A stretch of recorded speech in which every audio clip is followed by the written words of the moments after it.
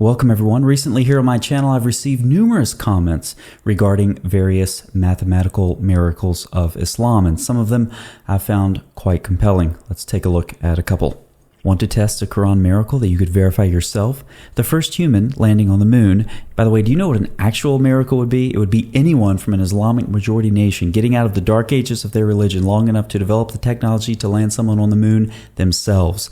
It would be even more miraculous if one of the wives of the crew was allowed to drive the spaceship as long as they weren't underage or something.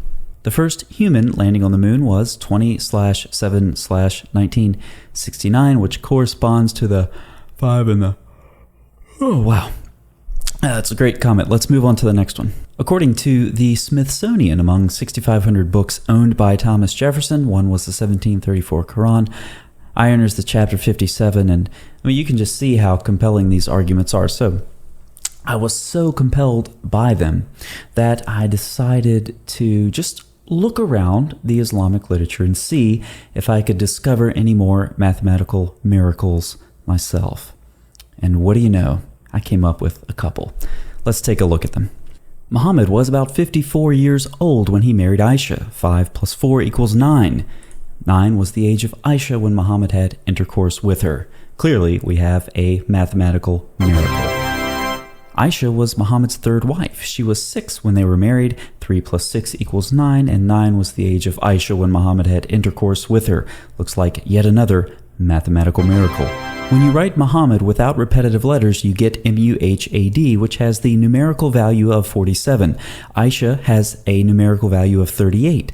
38 subtracted from 47 = 9, which is the age of Aisha when Muhammad had intercourse with her.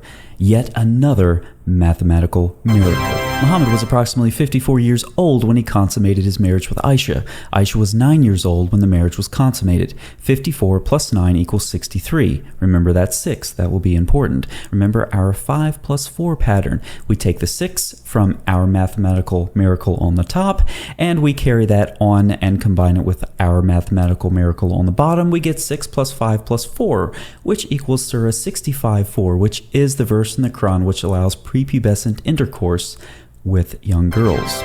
So the surah and the verse in the Quran which allow prepubescent sex with young girls corresponds perfectly to Muhammad and Aisha's age when they had intercourse.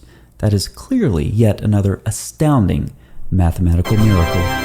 According to Sahih al-Bukhari, Muhammad had the sexual strength of 30 men, which is an exaggeration, a miracle in and of itself.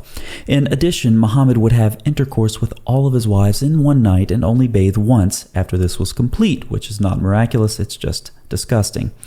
These types of sexual practices would leave Muhammad open to at least 20 types of sexually transmitted diseases. The sexual strength of 30 men plus one bath after intercourse with 11 women and 20 types of sexually transmitted diseases equals 9. Which is the age of Aisha when Muhammad had intercourse with her. Now, I know the math doesn't quite work for this miracle, but this is Islam. Don't be distracted by facts and figures. This is a miracle.